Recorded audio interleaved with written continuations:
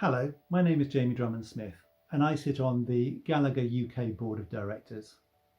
I've been a non-executive director of Gallagher's for 6.5 years.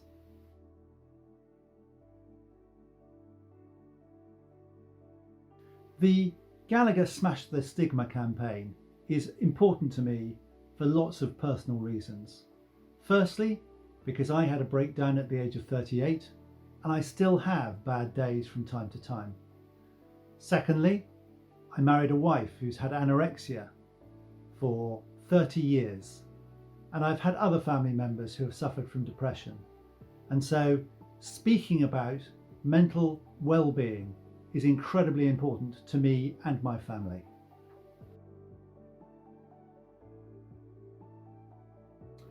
Firstly, a bit of background. My father was a soldier all his working life, and I never had a home until he was 54 and I was 14. So it was a largely institutional life. I remained at boarding school until I was 17, and my father actually went into debt in order to continue to pay my school fees. And I was aware of this and felt that I had to prove myself by working incredibly hard.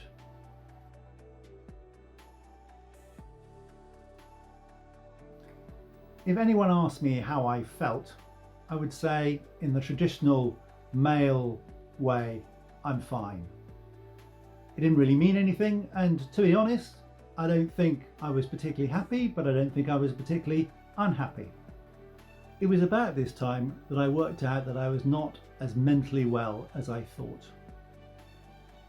My father had a stroke and went from being well to almost immediate dementia, and the person to whom I had spent my life proving myself, or so I thought, suddenly was no longer there, and my life fell apart.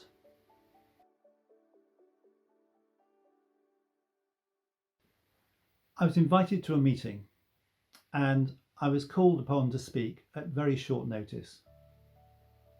My mind became an absolute blank. I really could think of nothing to say apart from a feeling of sheer panic. That night, when I went home, I woke my wife up in the middle of the night and said, "I just feel as if I'm going mad." And the most frightening thing was, then and over the subsequent few months, I wasn't quite sure how far I would fall. Some mornings I woke up in the morning and just thought, there is no way I can go into the office. I don't know how I can face people. Fear dominated every thought I had, but I had to make sure that nobody in the outside world noticed. I had a young family. I'd just taken on a substantial mortgage, and I'd worked so hard to get to where I got to. And literally, I could see everything falling apart and me losing everything. And the fear as well was that my wife wouldn't respect me. She wouldn't respect the person that she had married because I was mentally weak and had broken down. I avoided making any presentations, and still to this day, I have a natural inclination to avoid any public speaking if I possibly can. It's one of the things that remains with me.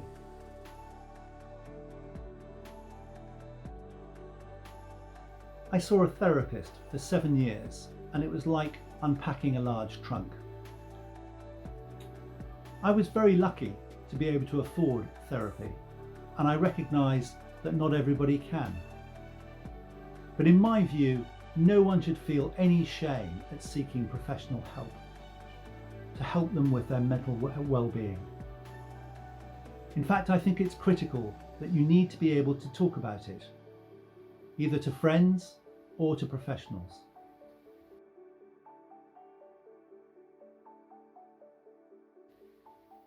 I think one of the things you learn about an episode of a failing of mental health is that you really have to be completely selfish in order to be able to survive. there is literally nothing left to be able to support other people. And now I feel an obligation to try and help others who may be going through what I went through, because I know that they won't be able to give anything to their families at this stage, because as I say, they're just hanging on. So I urge you that if you have any issues with your mental health, try and find help. Either help through Gallagher, but help through friends, or professional help.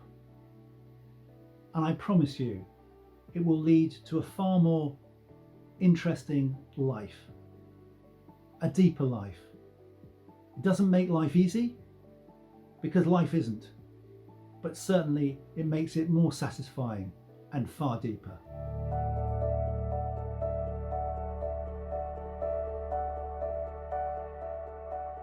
Hello, my name's Tim Watkins.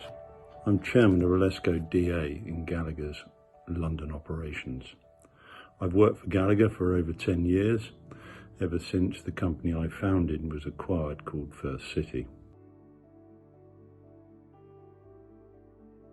Smash the Stigma is incredibly important to me because on the 13th of March 2017, my son Charlie took his own life. And I think it's very important that people start to talk about mental health issues. I was sitting at my desk in the Walbrook building early in the morning of the 14th of March when my phone rang. The lady on the end of the phone announced herself as the coroner's officer for York. My father was a coroner, so I was fairly certain I knew what was about to come. She told me that Charlie had taken his own life and that they had his body with them at York Hospital. Charlie was 22 years old. He just completed his degree in criminology at York University. He never really recovered from losing his mother when he was 9 years old.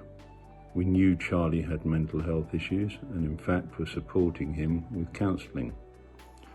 However, what we didn't know until the coroner's inquest was that he had not been attending his counselling sessions for the previous 6 months. But unfortunately, because Charlie was classed as an adult, the counsellor was not allowed to alert me. We'd always known that Charlie's had mental health issues and that his behaviour had changed. He scraped through school, got into university, and then scraped himself a degree. Charlie, we thought, was beginning to really pull through his mental health issues. He was enjoying life up at York, coaching the sports teams in the university. He'd just managed to get himself a job at Camp America. And some of you may have even seen him on the TV show, Take Me Out. So we thought that he was doing well.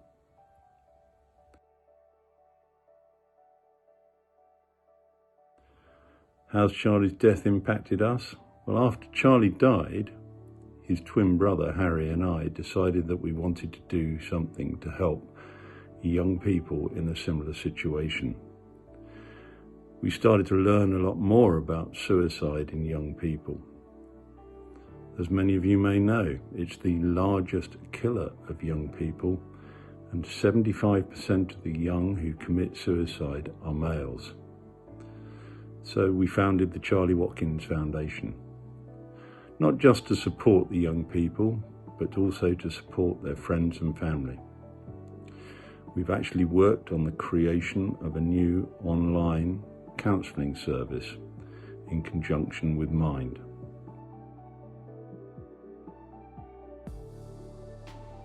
Well, I've been having counselling, and I'm not ashamed of saying so. Prior to Charlie's death, I probably wouldn't have thought about going to counselling. But one of the things that I would say is that counselling is perfectly normal. And the other thing is that if you don't find the right counsellor first time round, please try a different counsellor. You don't always connect with the first person that you meet.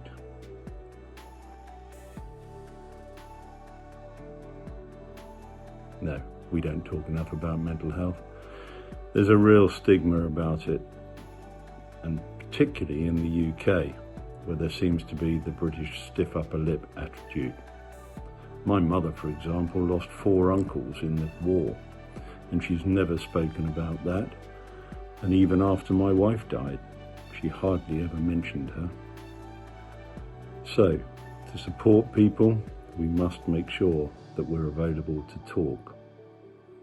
But it's not commonplace for people in the UK to talk.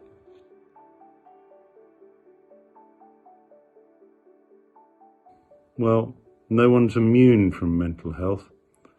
It doesn't matter where you are in the business and what your role is. If you need help, seek help. The great thing about getting support, in my case, which was counselling, was that I could talk anonymously to someone about my feelings and about my past.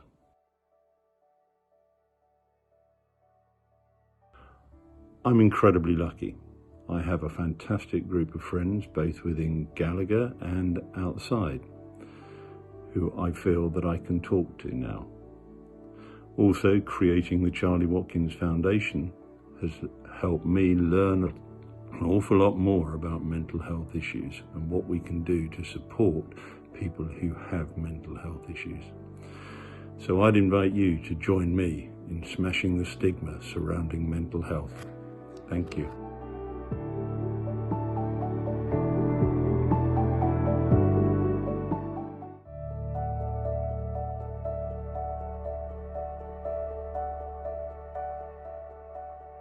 Hi, my name's Elaine Hennessey. I work in Central Services Change Management PMO team as a Senior PMO Analyst, and I've been working for Gallagher for 4 years.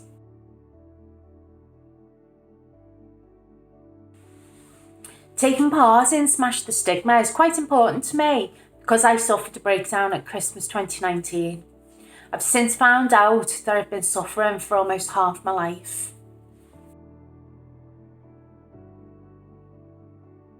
In 2019, my son and I were in a car accident with a 40-foot lorry and it completely wrote off my car. This was just 20 minutes after dropping my daughter off at the airport as she left the UK to go to Australia for 12 months. I was also in the process of selling the house. The crash set off a chain reaction of feelings. Didn't feel like I was exploding, felt like I was imploding, as though my whole life was crashing down on me. All of this caused me so much anxiety that I also started having flashbacks from the past. My ex-husband trying to drive me and my children off the road, worrying about my daughter's health because she's in a foreign country, worrying that her childhood leukemia was going to come back while she was away, and there was nothing that I could do for her. I felt helpless. I was personally at the hardest and lowest point in my life, and I was keeping it all to myself. And before all this happened, I was already struggling to leave home alone, and I just had no idea why. So I wouldn't go out of a weekend, and the only time I was going out was to go to work or to visit a family member. Apart from that, I would stay at home. I made an appointment with my GP, and she got me on the waiting list with the local mental health team through the NHS. But unfortunately, the waiting list was 3 months long at that point. I decided to go and see what help was available through work. And you know what? Sure enough, there was a link there for mental wellbeing. And there's a number for the colleague assistance programme, which is free. I contacted them and agreed that I'd be happy to have my therapy over the telephone. This was to help me initially with handling my anxiety attacks. I mean, I had an anxiety attack that lasted me 3 hours in work and needed the help. My first session was less than 1 week after registering with the service, and I had 6 sessions in total.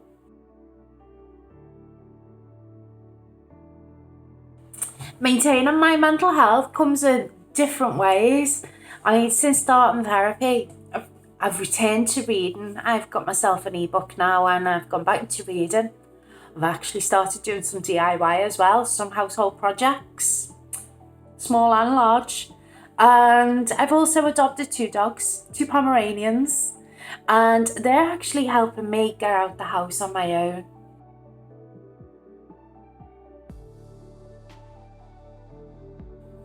You know, if you're struggling with mental health problems, please use the Colleague Assistance Programme. I promise you, it'll be the very first step on a journey that will enhance your life so much better than it is right now.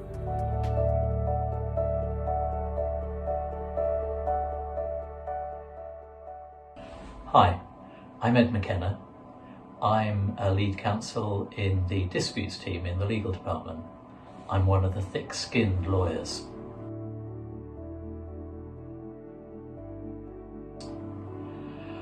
I'm taking part in Smash the Stigma for 2 reasons. To help others and to help myself.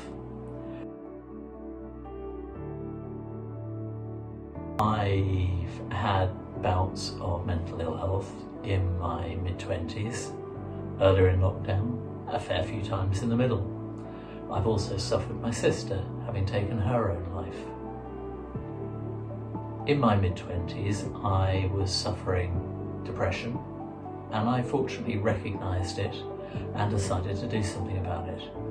I did 2 things. I saw our GP and I spoke to my mother. My mother's reaction wasn't what I expected. I had turned to her looking for some love and support, and I got, "Oh, we have never had anyone mad in our family before." Fortunately, in the 30 or so years since then, awareness and understanding of mental health has improved.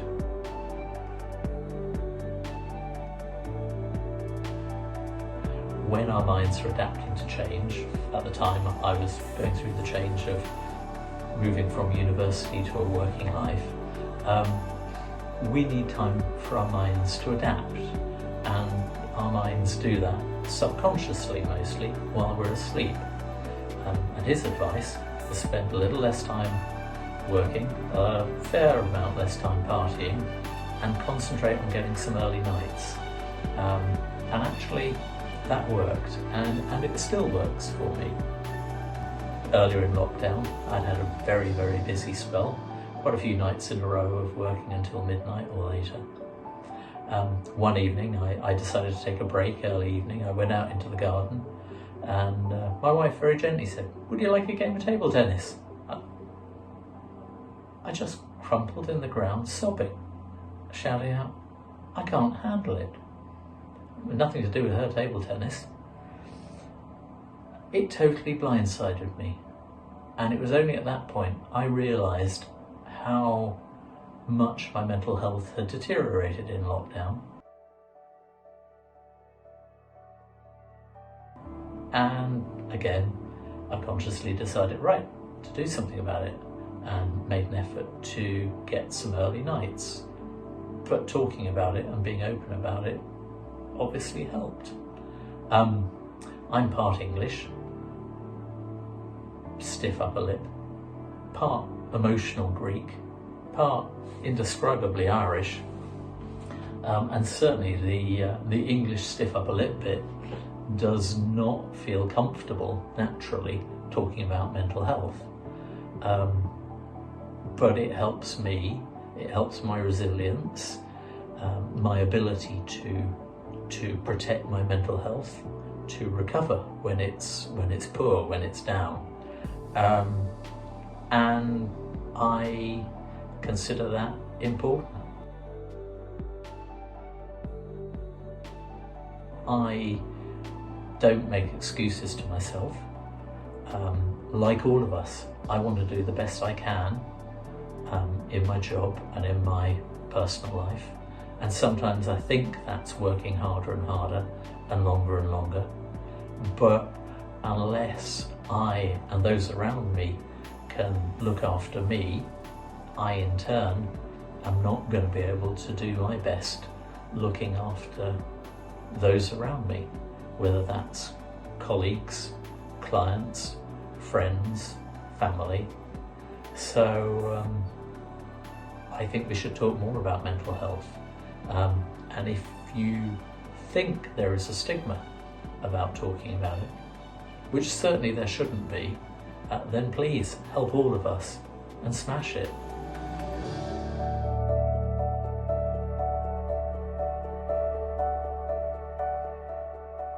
I'm Kirsty. I've worked for Gallagher for 2.5 years. I work as an executive assistant within the energy division.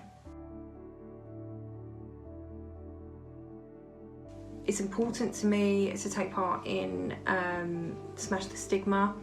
Mental health has played a big part in my life, and I really want to tell my story to raise awareness and hopefully help someone that may be struggling.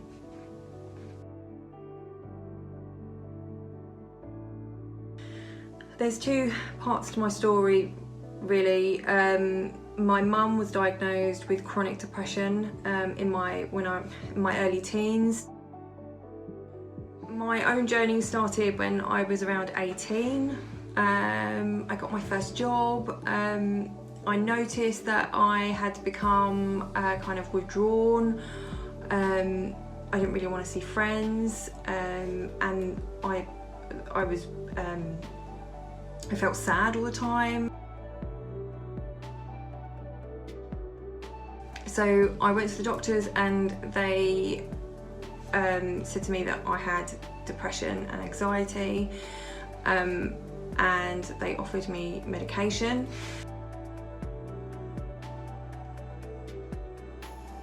I felt a massive amount of shame, and I felt massively guilty and also really different to everyone else. I remember feeling like I was the only person in the world that felt like this.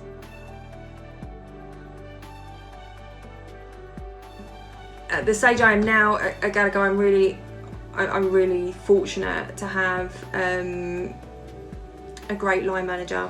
You know, he always, how are you doing? Or, you know, you're late in the office. You know, why is that? All everything under control. You know, there really is that. There's that trust, and it.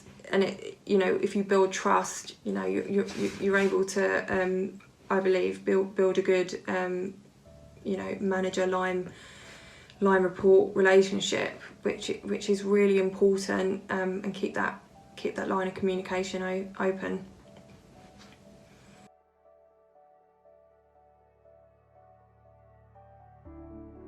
I'm really lucky to have an amazing partner. If I'm having a bad day or a down day, you know, he's kind of always there. And exercise just in general. I'm not a naturally sporty person at all. Hated PE at school, and just not athletic whatsoever. But I've been doing the Couch to 5K, which I will eventually complete. I've not got there yet, but I will. I've actually recently quit drinking after kind of, you know, it's taken me kind of 15 odd years to kind of see the link between the two, but you know, I think it's certainly helping me, you know, reduce those down days, definitely. So yeah.